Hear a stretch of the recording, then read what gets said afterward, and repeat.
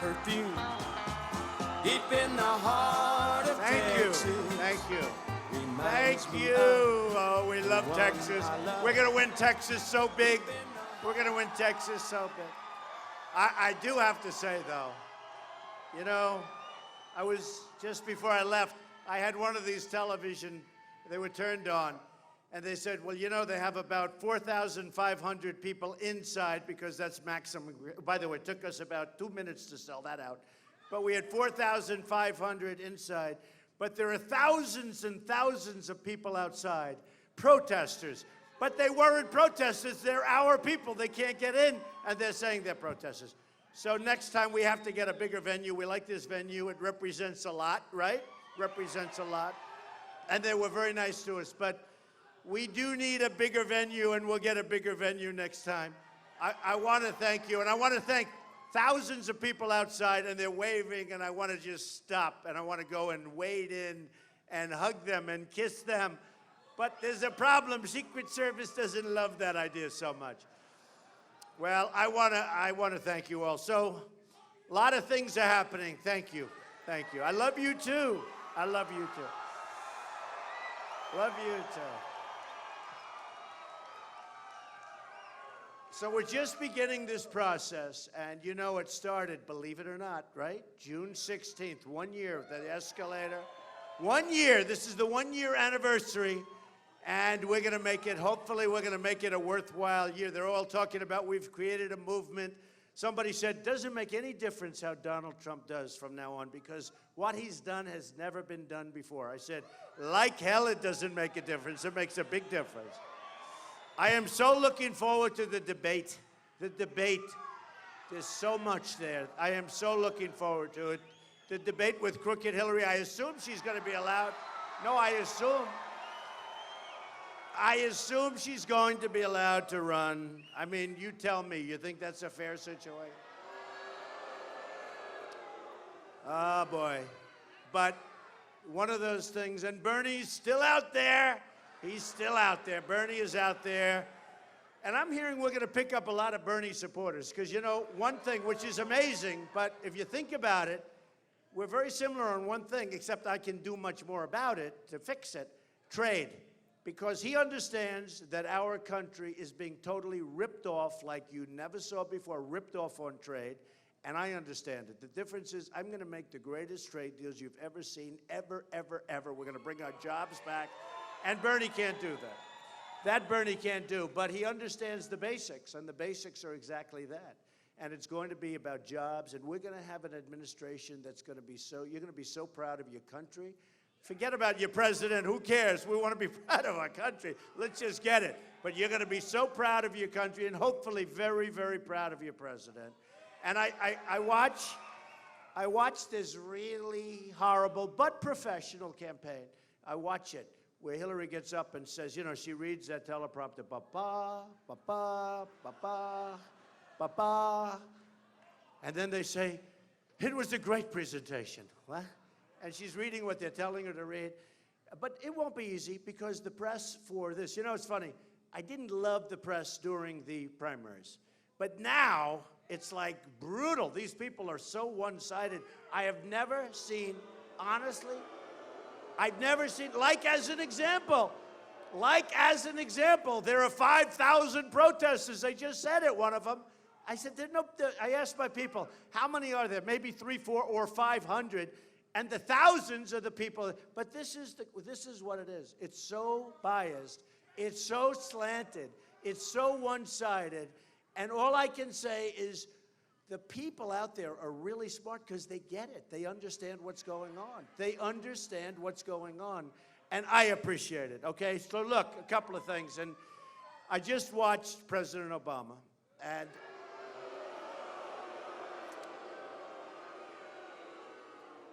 he does it a lot. He does it a lot because we have one after another. We have tragedy after tragedy. And it's a tough situation. But he's largely, to a large extent, he's blaming guns. And I'm going to save your Second Amendment, folks. I'm going to save your Second Amendment. Totally. And Hillary wants to abolish the Second Amendment. Remember that. Now, more sophisticated than that, but the end result will be she will abolish the Second Amendment. Just remember that. Just remember that, okay? Just remember that. And she's now trying to come back a little bit, but she can't come back because Bernie's over there and others are over there. And actually, Bernie is better on that issue than she is from our standpoint. Maybe we want to run against Bernie, but we can't have, can you believe this guy doesn't give up? One thing, you got to give him credit. You got to give him credit. He doesn't give up. We could have used a guy like that 4 years ago that didn't give up. Wouldn't that have been great? One thing, we don't give up, folks. We don't give up. The problem with our country is we have leaders that give up. They give up on so many things. They gave up on trade. We're being just ripped left and right. They gave up on the borders. They gave up on the borders, totally. They gave up on so many things, and they certainly gave up. It's almost like they gave up on ISIS. I mean, if you think about it, they gave up on ISIS. And just remember this, one of the top people in the administration, the current administration, just said, and I actually wrote it down, that ISIS is working very hard to come into the West. They're working very hard to come into our country, and they are working very hard. And you saw what one sleazebag can do. One sleazebag over the weekend, what he did, the horror that he wreaked on us as a nation. One person laughing as he's shooting, doing Facebook posts as he's shooting, calling people as he's shooting, and killing people, and no more, folks, and just no more. And you know, the gay community, the LGBT community, frankly, the LGBT community, these are people that had a place, and this was a place of safety. This is a place where people felt safe. And if you think about it, what the violation that took place, and that was allowed to take place, the violation that took place, and it's due to weakness. It's weakness on behalf of our leadership. It's weakness. People don't respect our country anymore. People don't respect our leadership anymore. People don't respect us anymore. But let me tell you, they're going to respect you folks, because things are going to change. Things are going to change. And we are going, you know, I was against the war in Iraq, and I was against it from the beginning. You know, they like to say, well, you know, in 2003, and actually somebody said, even if it was 2004, but the fact is I was against it at the very beginning, because I said it's going to destabilize the Middle East. And then what happened is I was right, unfortunately. You know, you had two countries, Iran and Iraq, and they'd fight always, forever. They fight, they fight, they fight. They're the same. They were militarily exactly the same. So they'd fight, they'd get nowhere. In the meantime, they were hurting each other. They couldn't go crazy. So, you know, they were too busy fighting each other. So we knocked out Iraq, and now Iran, as sure as you're standing there, sorry for the seats, but we had to get the people in, okay? We'll get this. And we don't want to do it fast. We want to take our time tonight. What the hell? I came to Dallas. We want to take our time tonight. But as sure as you're standing there, we, and thank you, darling, I love you. I even love our protesters wherever they are. Don't we have any protesters so they turn? Any protesters, anybody? Please raise your hand, because watch what happens. The cameras will turn, they'll show the, oh, that's good. Oh, good, there's a protester. No, but they're a nice protester. Leave them alone, that's all. Leave them alone, they're nice protesters. Can you believe? Only at a Trump rally. Do we have a great time at Trump rallies? I mean, unbelievable. Unbelievable. Unbelievable. Yeah, you could get them out unless they want to stay. Would you like to stay? You know, when you think about it, protesters are sort of funny. What do we want? We want a strong military. We want to be protected, right? We want people coming in that love us into the country, and they want to go in and they want to do a job. And we want, by the way, we want to have a strong border. We want to have a wall. We got to have a wall. But we want people to pour into the country, but they have to come in legally, if you think. We want great education, right? We got to get rid of Common Core, bring education local. We're doing very badly in education. We've got to terminate. We've got to repeal Obamacare. We've got to have great health care. This is a disaster. And by the way, I read this in New York. As you know, Blue Cross Blue Shield, right? Through Obamacare, raised 60%, went up 60%. It was just announced. And, you know, the country didn't really pick it up. They don't like to pick things like that. It's 60% increase. Your deductibles are so high that nobody's ever going to use it unless you have a really low, slow, horrible death. Otherwise, you'll never be able to use it. The deductible is so high that you're not going to be able to use it. Your premiums have gone up 60%. It's a disaster. The same thing now is going to happen in the country. Okay, you can get that. Why, they like that? Are they happy about that? You can get that out. Go ahead, get them out. Do we love our police? Do we love the police? They're great. They're great. Thank you. Thank you. Thank you. The police, they're great. Boy, they move quickly. They don't play games in Texas, do they, huh? They don't. You know, it's funny. I've done so many of these, and we'll have thousands and thousands of people in a room, and it's just like thousands, and you'll have one protester. And the next day headline, Donald Trump suffers through a protest. It'll take like 2 seconds. Donald Trump, he suffered through Donald Trump had protesters outside. I mean, it's called give me a break. It's the safest place there is at a Trump rally, I'll tell you that. Now remember this, we protect each other, but we have to protect everybody. We have to bring everybody. You know, it's Make America Great Again, but we're going to say Make America Great Again for everybody. Not us, everybody. We got to do that for everybody. Really, for everybody. And that's going to happen. So we have to have people come into our country that don't hate us. We have to have people come into this country that want to be proud to come in. And you have certain countries where there's tremendous terrorism, and we're allowing people to flow into our country. And we can't do that. And maybe there'll be a time when we can. Maybe when we figure it out, but we cannot figure it out. We don't have the resources to figure it out. And we're allowing thousands and thousands of people to come into our country from countries that are terrorist countries.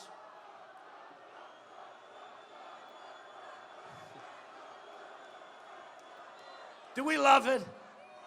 This can only happen to Trump, okay? This can only happen. Hello, all you people over there. I love you.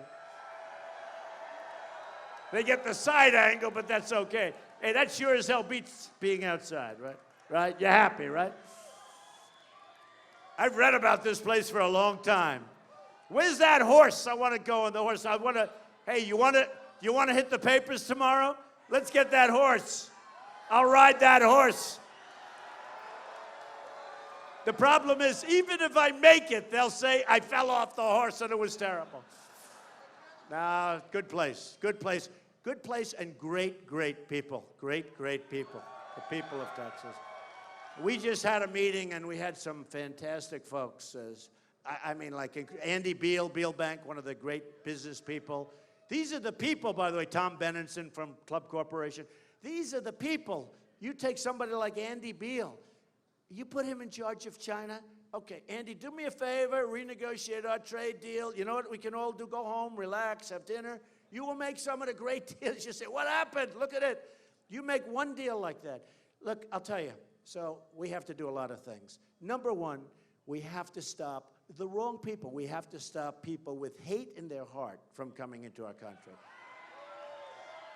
When we have a fine gentleman from the Obama administration, he is a fine gentleman, saying that ISIS is coming here. They know they're coming here, and we allow people to come in. And what's happening is a percentage of the people coming in, and I've been pretty good at this stuff. I've been a good prognosticator. I also said keep the oil. I said a lot of good things. I mean, I've been pretty good at this stuff, okay? Keep the oil. Now, of course, did we keep the oil? No. And who's got the oil? Essentially, Iran will have the oil because they're going in. You know, we handed them one of the great deals ever, the $150 billion that we gave them back. We should have never given it back. By the way, should have never given it back. You know what you should have said? Sorry, folks, we don't have it. We don't have it enough. We just don't have it, okay? So easy. And we should have never given them the prison. We should have never allowed that to happen. So we have 4 prisoners. They were there for years. Before we started that negotiation, we should have said, got to let them go. We don't negotiate under these circumstances. Got to let them go. And they would have said no, the Persians, great negotiators, historically great negotiators, okay? The Persians. And he said, I said to him, you got to let him go. And I kept saying, when are they going to say, like, we're leaving? We're leaving the negotiation. They never left. The only time Kerry left the negotiation, at 73 years old, he participated in a bicycle race. Can you believe it? He fell off the bicycle and he broke his leg and he was like out of it. This is our negotiators. And I promise you that I will never participate in a bicycle race during a major negotiation. I promise. I promise. But you know, in the Iran deal, and I say it to people, you say, got to let our prisoners go. They're going to say no. Got to let them go. No.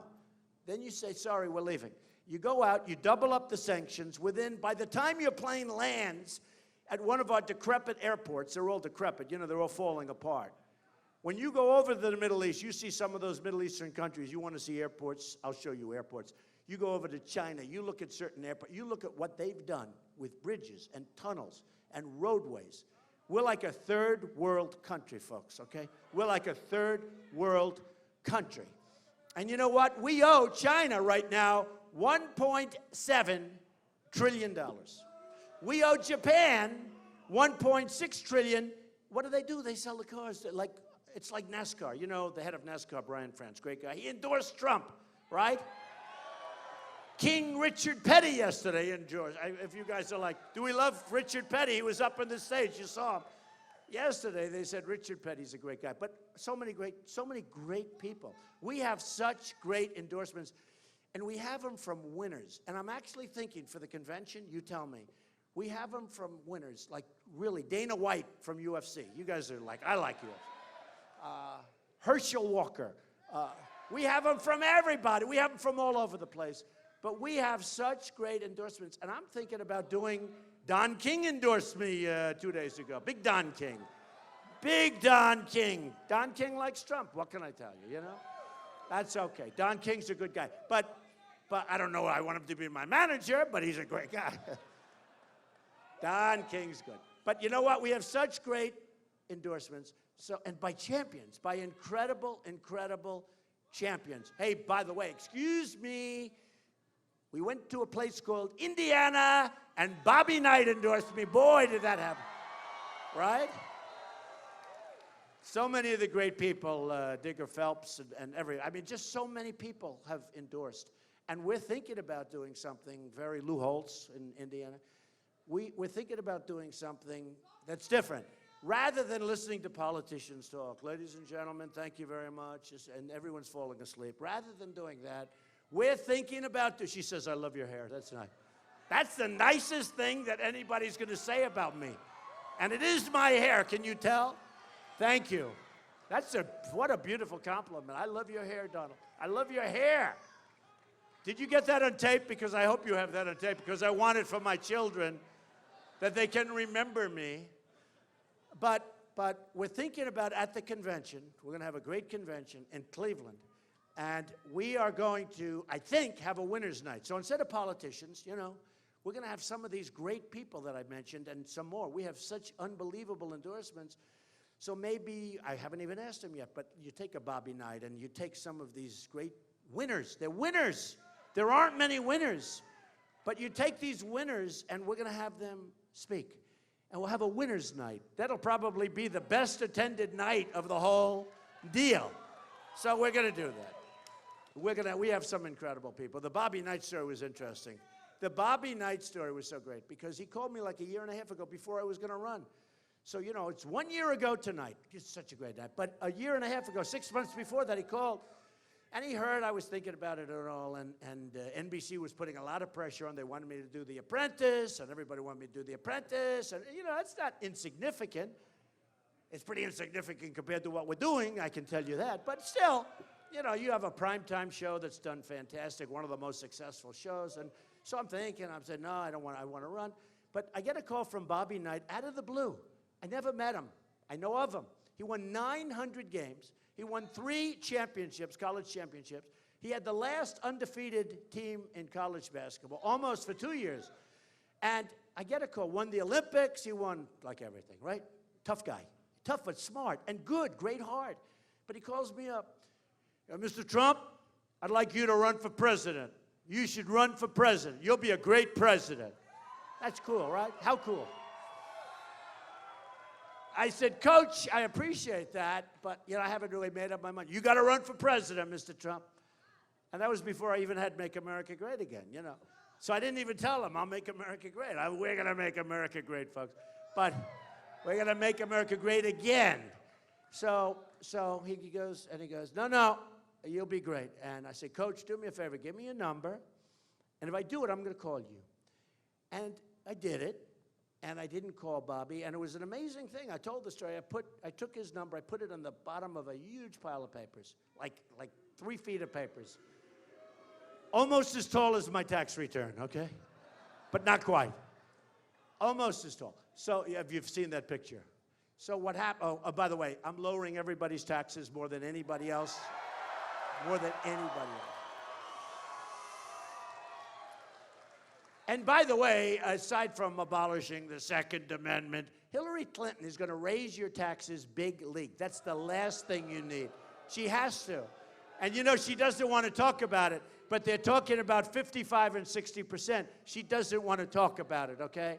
And she doesn't put, she doesn't put that one in her little plans too much. So she doesn't talk. She's going to raise your taxes like you've never seen before. I think it'll end up being the biggest tax increase in the history of this country. We already have the highest taxes anywhere in the world. And let me tell you, I'm bringing them down, and we're going to get our country working again because we're going to bring our jobs back and lots of other things. But we have to finish our Bobby night, right?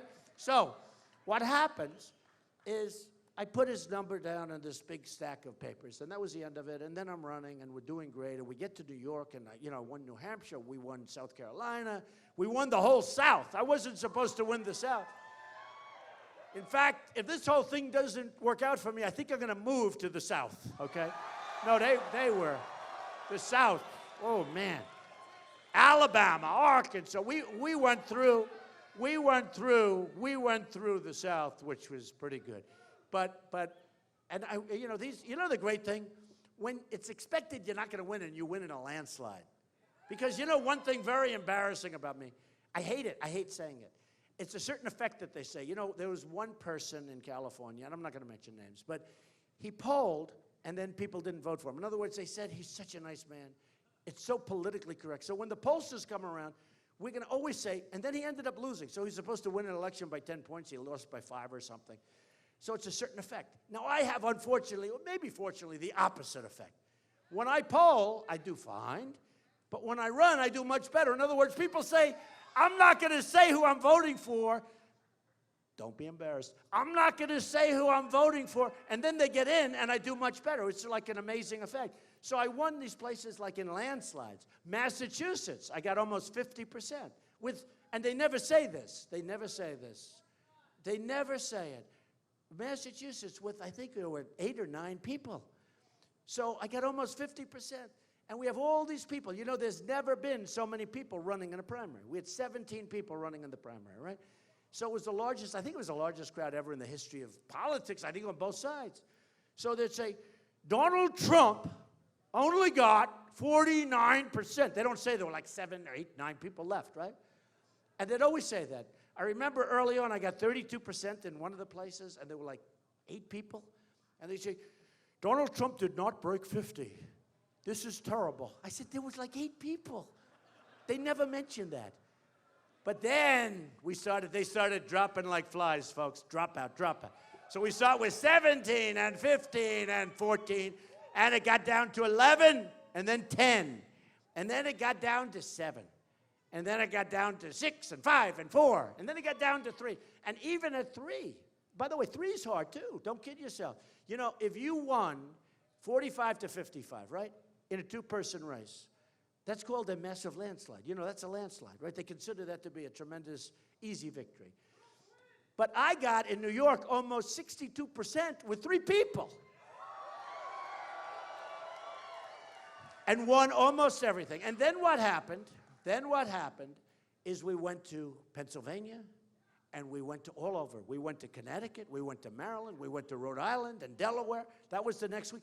And I won every single county in every single state. It's never happened. And just before that, we went to Florida. And in Florida, I won 66 out of 67 counties. That never happened before. Running against a good guy, Marco. I ran against a good guy, Marco. But I won, and won by almost 20 points. Which is, you know, like, that's a big victory. So I won Florida. And in Florida, they tried to do a number, because when they heard I was running, they changed it, because you had Bush and Marco, sitting senator, former governor for a long time.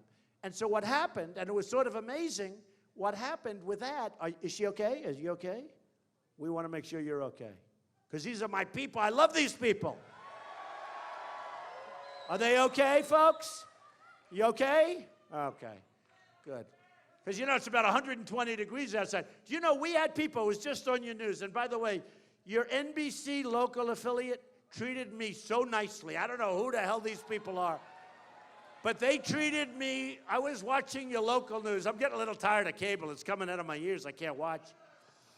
Variety, the big, the big magazine that covers entertainment. They said, Trump gives cable the biggest year ever in profits and viewers. And I'm saying, what do I get out of it? I get nothing out of it, right? What do we get out of it? Anyway, so we won all of these states. We won all of these states. But in Florida, what happened is they said Trump's running, so let's make it winner take all. That would mean that one of the professional politicians will win. They'll get all 99 delegates, right? So I said, I don't like that. That's not fair. So I immediately went wild, and I challenged it, and I sent legal, and we did everything. That's not fair. And then a poll came out, and it said Trump 48, and the other two like 11 and 12. I'm not knocking them. I'm just saying. I said, withdraw those letters immediately. And we won Florida in a massive landslide. We got all 99. Good, right? But what happened, so we won Pennsylvania and all that stuff, and literally, we won every single county in every single state. It was incredible, that whole thing. And you know what I like about New York, what's cool about New York? They really know me well. And Florida, too. Florida really knows me well. And Florida, I mean, I have a lot of people working in these places. And they know me, and they like me. That's sort of like verification. Does that make sense? If they know me in New York, oh, do they know me? They're so sick of me in New York. Do they know me? They love me. They gave me the biggest victory. That tells you something. You know, the people that know you, they're smart, they're tough, they get it, they're great people. But I go to New York, and honestly, I had very good competition. A governor and a senator were left. Both smart guys, good guys. And they worked hard. They worked very hard in New York. And I won by almost 62%. And when you get sick, with three people, remember. And then in Pennsylvania, and then in California, you saw that 2 weeks ago, 78%, and they had a lot of lines. You know, there were a lot of little names that people don't take off where you can check them, et cetera, et cetera. But in Indiana, so everyone said, oh, he's going to win New York, and there's nothing we could do about that, which is good, right? That tells you something. But he's going to win New York. Oh, he's going to win Pennsylvania. He's going to win these states. But we're going to stop him in Indiana. And I went to Indiana a month before. It was smart. I went there and I made a speech, and I saw a crowd that was unbelievable. We filled up this massive basketball arena. And I said, wait a minute, this doesn't feel, that was 4 weeks before. And this was before even New York. I said, this doesn't feel to me like second place. You know, when you fill up an arena, but it doesn't feel, anyway. So we win these other states, and now the firewall, they all called it the firewall. The great firewall is going to be Indiana. That's where they're going to beat Trump, and then they're going to go on from there, and they're going to just clobber Trump. Except what happened, right? Maybe it was Bobby, but it was something.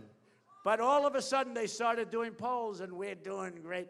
And then one of my people came up to me and said, sir, do you know Bobby Knight? Because they love him in Indiana. I said, do I know him? He called me. He wants to support me. I said, wait a minute. What a great idea I had. Let's call Bobby Knight. And I'm telling you, this is a true story. This is from God. I go over, and I lift up this massive, it must be like 3,000 to 4,000 pages of stuff, old stuff.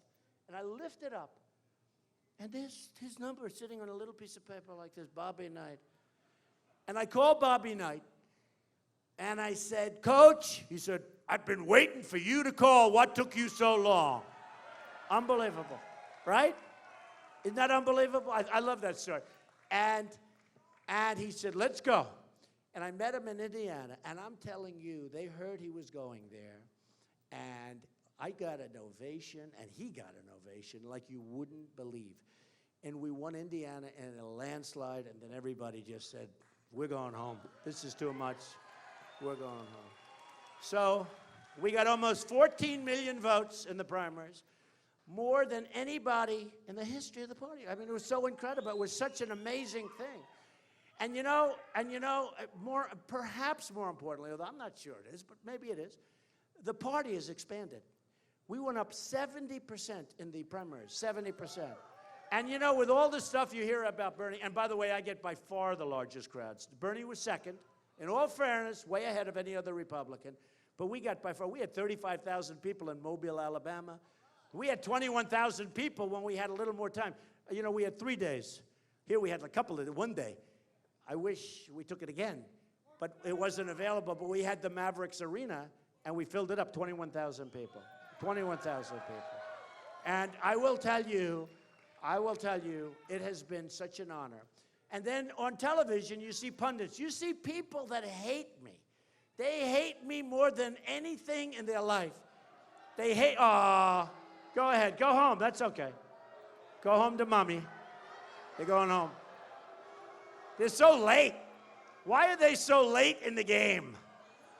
That's all right, don't hurt them, please. I always say that now, don't hurt them. People don't get hurt. You ever notice that? They don't get hurt. Everybody protects themselves. It's great. It's a beautiful, honestly, it's what should happen in this country. That's what we need. That's what we need in this country, okay? That's what we need in this country. So the party has expanded greatly, and, record-setting. All over the world they talk about it, by the way. But pundits that truly hate me, people that despise Donald Trump, because number one, you watch this guy like Charles Krauthammer, who was a big war hawk. He wanted us to go into Iraq. We should go into Iraq and bomb them and totally destabilize the Middle East, all that stuff. Look back. But he was another one. He said, Donald Trump will never run. He will never run. And then I ran. He said, oh, well, but he'll never win. So we started. You remember that? We went, and you start at nothing because you're running. They haven't polled, so I said, man, that's a bad poll. The first week I said, but I wasn't in it, so I felt better. I said, if I'm going to start with nothing, I'm in trouble. But in the second week, I think I had 6 or something, and then I had 7, then I had 12, then I had 18. And do you remember when they said, and this was against a lot of people, then I went up to 29, then I went up to 32 with all these people in it. But do you remember they kept saying, well, now he has reached the ceiling.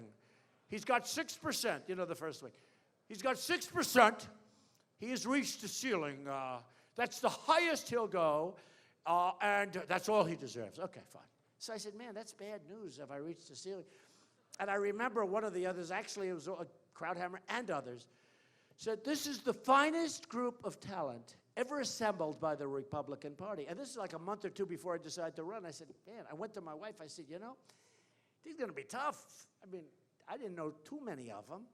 But I said, this is going to be tough. Wasn't so tough, folks. It wasn't so tough, okay?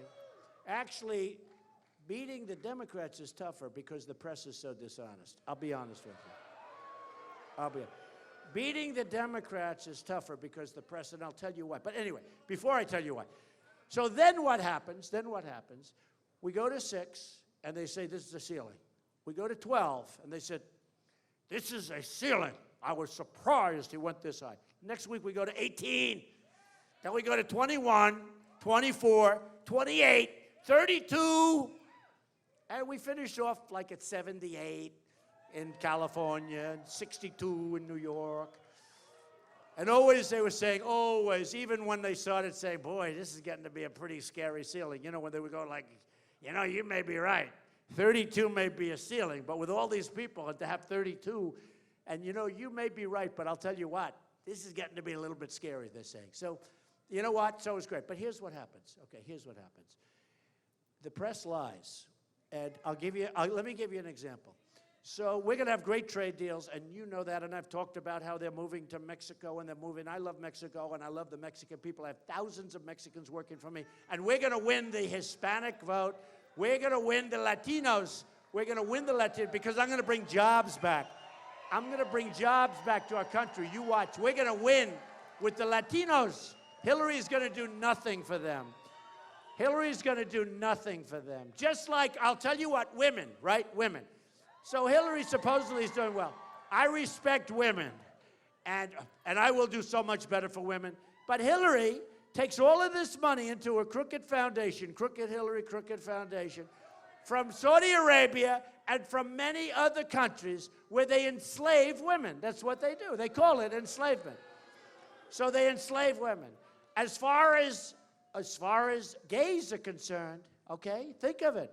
They throw gays off buildings. They kill them. Countries that contribute to her foundation. And she should give all that money back to all these countries. It's tens of millions of dollars. And you know what? LGBT is starting to like Donald Trump very much lately, I will tell you. Starting to like Donald Trump very, very much lately. I don't know if you've been looking. But they're saying it's right, because she's not only taking money, but she wants to have a 500. Here's one where it was interesting. Get him out of here. Get him out. Crazy. You having a good time? Yeah, good time. All right, you get him out of here. Boy, you guys work fast in this area. Oh. Let's give our police a hand. I'll tell you what, they're not treated properly. They're not treated properly. They do an amazing job. They do an amazing job.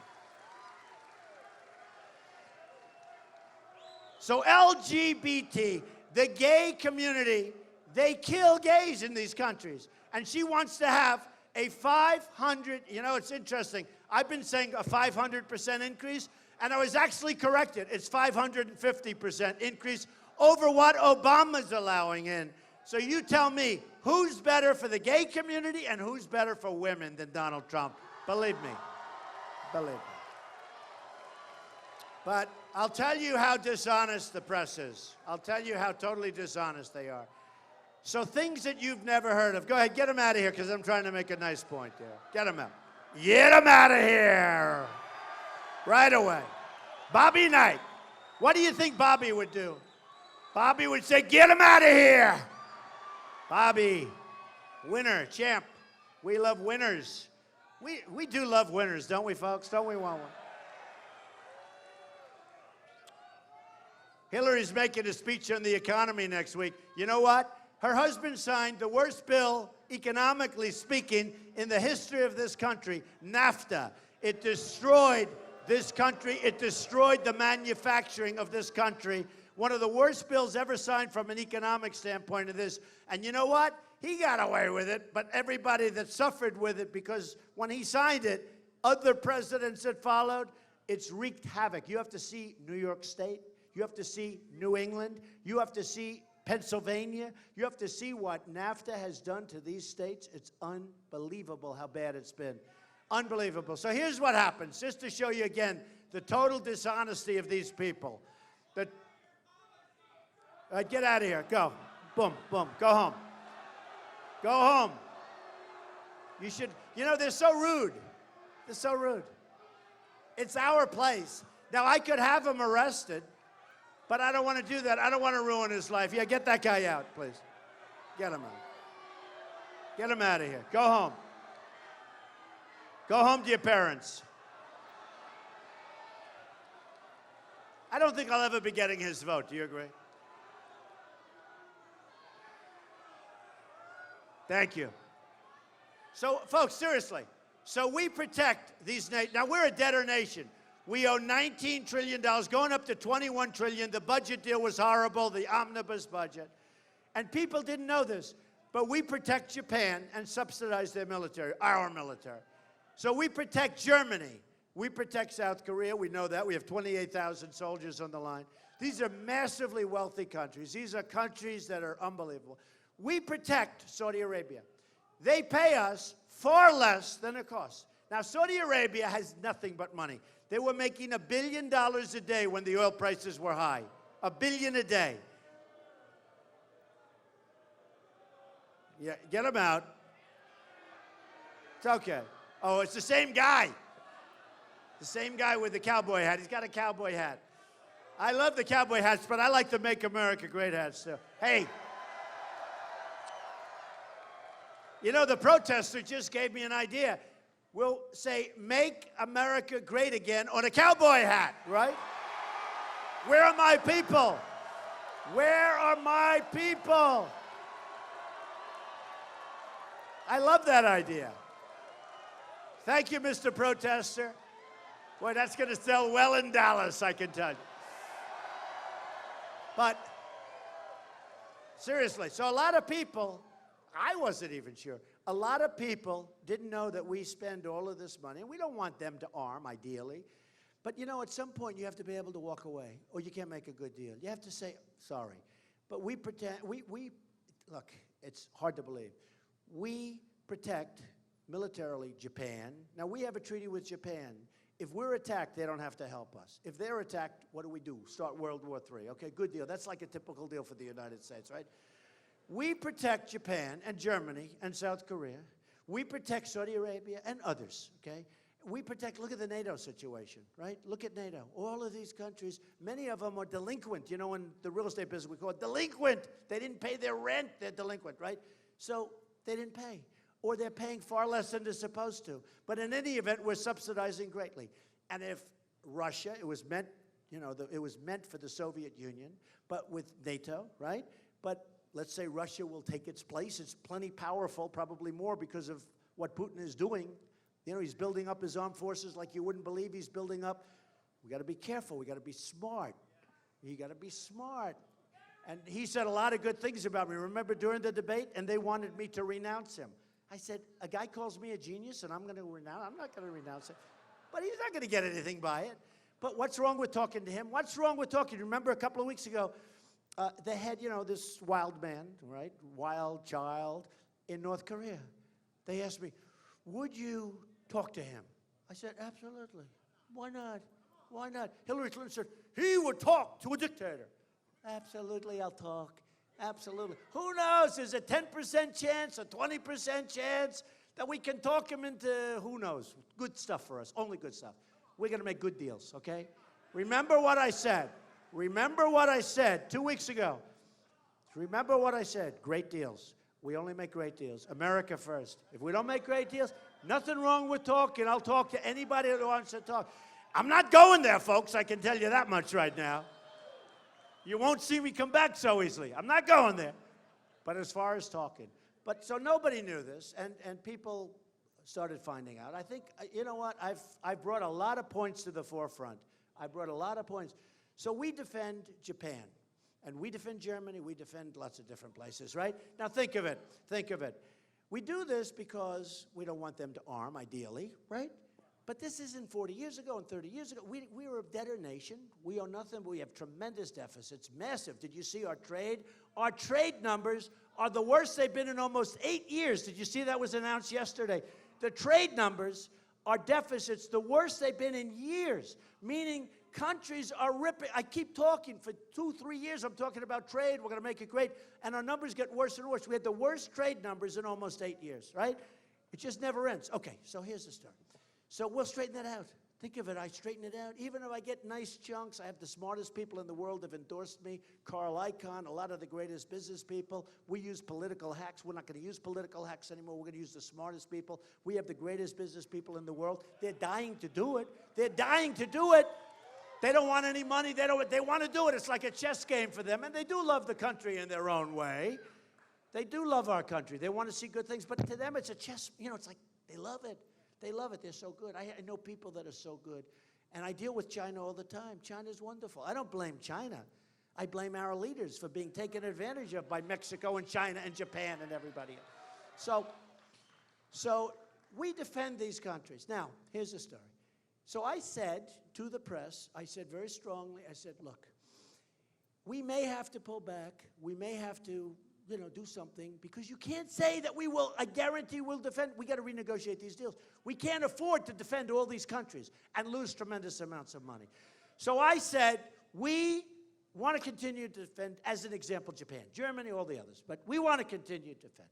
But it's possible we won't be able to.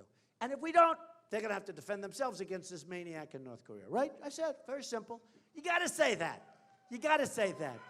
So the press said, Donald Trump wants Japan to go nuclear. I didn't say that. And actually, David Sanger of the New York Times actually covered it very accurately in a big story he did. But that's okay. I got to give credit where credit. David Sanger, very talented writer, covered it accurately. Okay. But I didn't say what they said. See, they left off about 3/4 of what I said. I said, it may be that Japan will have to defend themselves. And that's true. And that's true. It may be. And it may also be that when we talk to them, they'll pay us much more money and will help straighten out our country. But here's the problem. Here's the problem. And let me tell you the problem with politicians, especially Hillary, because she doesn't have a clue. So she comes out, we will never abandon our allies. We will never, ever abandon it. Well, let me tell you, once Japan hears that, what do they have to negotiate for? They're not going to leave? No, we're not going to pay more. She'll go, because now they're all talking about Japan's going to have to pay more money, right? So now, but you can't do that when you say we will never abandon. So she said, we will never abandon. Donald Trump wants to abandon Japan. He wants Japan to go nuclear. I want him to go nuclear. It's possible they'll have to defend themselves. But it's also very possible they'll pay more money and we'll continue the thing the way it is now. Okay, that's the fact. But when you say and start screaming from the top of her very luxurious apartment, okay, when you paid for largely by Wall Street, which is interesting.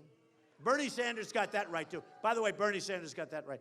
But when you start screaming that we will defend our allies, we will defend them, we will... Well, if I'm Japan, I'm saying, this person's stupid. This is wonderful. Let's not negotiate, right? Now, remember this, and I'm going to finish with this, but I'm just saying this because these are the things we can do. You're talking about billions and billions and billions. You're talking Japan. You're talking Germany. You're talking Saudi Arabia. They were making $1 billion a day when the oil was high. Now they're only making massive amounts of money. They have so much money, they don't know what to do with it, right? We go to Saudi Arabia. If we're not in Saudi Arabia, they're going to be gone in a year. By the way, Iran will get in there, believe me, okay? Because we've made Iran so powerful now, they'll walk in. You know, they like Yemen. They don't like Yemen, but they like Yemen. You know why? Because of the border. It's got a nice, beautiful border. They want to take over Saudi Arabia. Okay. So what's going to happen is you say to Saudi Arabia, do you guys like flying commercial? You ever see the planes they have? Brand new 747s, brand new 777s. And you say, have you ever flown commercial? Because you may have to get used to it. We have to make a deal. No, we have to make a deal. If we don't make a deal, you're going to have to defend yourself. They will give you whatever the hell you want, folks. And we're talking about billions and billions, and we want to protect them. We want to protect them. But it's possible you may have to walk. You may have to say to them, I'm sorry, no good. By the way, the next day you'll probably get a call. Come on back and let's keep negotiating, right? But we've got to be smart. Whether it's trade deals, which you've heard me talk about, and those are easy. Whether it's military deals, where we're being just absolutely ripped off. You saw 2 weeks ago, one of the generals got up, and he was sent by Obama, obviously. And he said, doesn't Donald Trump understand that Japan pays for 50% of the cost of their military? I said, what about 100%? What's wrong with it? Why are we paying 50%? We can't afford it. Well, we can't afford it. And then you see these massive ships in Los Angeles pour in, and cars like coming from NASCAR just pouring off these boats, millions of cars. And we're defending them, and we're losing money. We're subsidizing them. We're subsidizing them. Folks, and I guarantee I'll be able to do it. And by the way, if I don't, we're going to save a lot of money, one way or the other. Because maybe it's better for them. You know, I've said it. Maybe it is better for them. Let them handle this maniac if something happens. What the hell do we have to get involved for, okay? Maybe it is better. Maybe it's better. But you know what? The bottom line, I don't think it'll come to that. Because I'm all for it. I have many friends in Japan. I've done great with Japan. I like Japan. I like China. I have the biggest bank in the world, a tenant in one of my buildings in Manhattan from China. The biggest bank in the world by far. A tenant in my buildings. I sell condos to them. The Bank of America building in San Francisco. I have the big chunk of it, 1290 Avenue of the Americas. So many things from China. We can do great with China. I'm not against China. I'm against our leaders being taken advantage of like they're being taken advantage of. Okay, just one other thing. One other point. One other point. I love this. One other point. The reason I love it is I love you people. We got to straighten this mess out. So I'm on a show, and Wolf Blitzer, actually, good guy, CNN. It's all right. He's all right. He's a good guy. And I didn't do this. You know, I haven't been exactly studying NATO all my life, but I have a thing called lots of common sense, and I understand what's going on. What do you think of NATO? I said, you know, that's the first time that question's ever been asked of me. But we figure things out fast, right? So I said two things. Number one, it's obsolete, doesn't take care of terror. And number two, we got a lot of people that aren't paying us. We got a lot of countries, and we got a lot of people that aren't paying us or paying us what they're supposed to be paying. And a lot of them aren't even paying what they're obligated to pay, right? Because they think we're stupid people, okay? Because we are led by stupid people. So he asked me the question. I said two things. It's obsolete because of terrorism. You even have the wrong countries if you're talking about terrorism, okay? A little thing like that. And they're not paying us, and most of them, it turned out that I was right. So what happened? I got just absolutely killed by the press. Donald Trump wants to abandon NATO. That was the next thing. I always want to abandon everything they say. You know, they don't get it. Donald Trump wants to abandon NATO. He wants to abandon. He wants to leave. This is the finest thing ever assembled in this country. Okay, and all that stuff, right? You know, and that's it. They don't talk about the money. They don't talk about the economics. They don't talk about we're paying like 72% of the cost of NATO, and we're defending them. They're supposed to be paying us. So, a little thing. Now, what happened? About 3 days, I was just getting killed on that thing. And that's all I said. I said, it's obsolete. I said, no terrorism, because terrorism's a big threat to me. Terrorism's like the big deal. I said, obsolete, no terrorism, and they're not paying. Okay, simple. I leave. For 3-4 days, I was killed. Then all of a sudden, people started saying, Trump is really a smart guy. He's really right. The people that really study NATO. Did you ever see, you know, you can't see the forest for the trees, right? You got these people, they're good people. They work NATO every day. You know, like NATO to me was like, I don't think I've ever been asked about NATO before. But these people, their whole life, 6 hours a day, 5 hours a day, they work for government. Okay, now I'm only kidding. I was going to say 12 hours a day, but I wish. But for whatever hours they work a day, they study NATO. And they're so close to it that they didn't see what I pointed out. So what happens is it was an uproar for 3 days. And then all of a sudden, people were starting to write big deals. You know, Trump is right. It's not taking care of terrorism. All these countries owe us money. Trump is really right. And then 3-4 days ago, I read on the front page of the Wall Street Journal, NATO to form massive terrorism unit to be headed by, I don't know, some big general or something. And I said, that's only because of me. It is. It's only because of me. It's only because of me. It's only because of me. And I got no credit. Actually, the Wall Street Journal put a little tiny, like a third of a cent, Donald Trump complaint. That was it. Buried in the street. Donald Trump complaint. I was surprised they even mentioned that. It's only because of me. I don't want to be bragging. I don't want to be. I'm just telling you, it's only because of me. They would have never done this. They're doing the right thing. But they would have never done this before. Now they have to get the right countries in there. You know, they got to do some other things. But there's a lot of common sense. But think of the money. Let's say I get some of these countries, all of these countries, to pay up, okay? To pay up, to pay something fair. We're talking for our country billions of dollars. Remember, we're the ones with the jet fighters that are 20 years old that we have to go to graveyards, plane graveyards, to get parts. To use on our jet fighters to have our great young people fly in planes where they're going to junkyards and museums to get parts for current fighters. While our opponents and our so-called allies are buying our planes, and they got the new beautiful versions of them, and we got old planes that are, I mean, literally obsolete planes. It's not going to happen anymore, folks, okay? Not going to happen anymore. Not going to happen anymore. It's not going to happen anymore. And that's right. I wanted to cover this tonight because there's so much. We're talking about the economics. Because when I saw that trade numbers today come out, the biggest in almost 8 years, the worst trade numbers we've had in 8 years. In other words, all of these countries that I've been talking about all the time, I spill my guts out talking about these countries, it's getting worse. It's getting worse, not better, it's getting worse.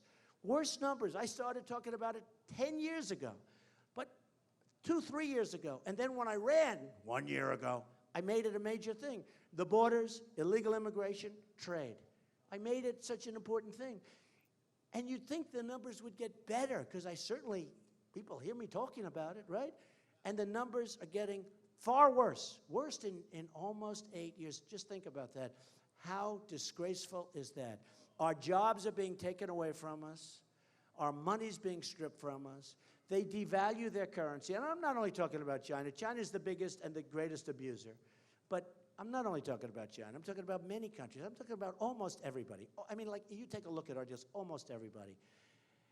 If I win, we're going to have a lot of great things happen. We're going to have the wall. This man keeps shouting, wall, wall. No, we're going to have the wall. No, we're going to have the wall. You know, your border patrol. Thank you. Well, we're going to build it. We're going to build it. We're going to build it. Thank you. We're going to build that wall. Believe me, we're going to build that wall. We're going to build that wall. Who's going to pay for that wall? By the way, 100%. And they'll be happy to do it. It's peanuts compared to the trade deficits that we're talking about with Mexico. They'll be happy. And we'll have a better relationship with Mexico than we have right now. Right now, we don't have a good relationship. We have a bad relationship with Mexico now. We'll have a better relationship with China, with Mexico, with Japan, with all of these countries. We'll be better. They'll respect us. You know, they have to respect us. When they don't respect you, folks, look at China. They're building one of the largest fortresses in the world in the middle of the South China Sea. Do you think they got an environmental impact study and they went to their do you think they went to their various environmental departments to get the approval? Do you think so? Or do you think they said, build it, and they started the following hour? Okay? Folks, we got a long way to go in this country, I'll tell you what. But I appreciate Texas, so many friends, and so many of my friends from Dallas, they're in the audience. And I just want to tell you, nothing's easy in life, but we are going to make our country so great again. We are going to make it strong. We're going to save our Social Security and our Medicare, which others want to cut. We're going to keep our taxes and bring our taxes down instead of a massive increase that Hillary Clinton wants to do. But we're going to start winning again. We don't win anymore. We lose. We only lose. We're going to start winning again. We're going to start winning again. We're going to win at everything. We're going to win every which way. We're going to start winning again. And you're going to be very proud of your country again. Right now, a lot of people aren't so proud of our country. We love our country, but we're not proud of what's happening. You're going to be proud of this country again. We're going to make America great again, and it will be America first. Thank you, everyone. Thank you. Thank you, Texas. Thank you, Dallas. Thank you very much. Thank you.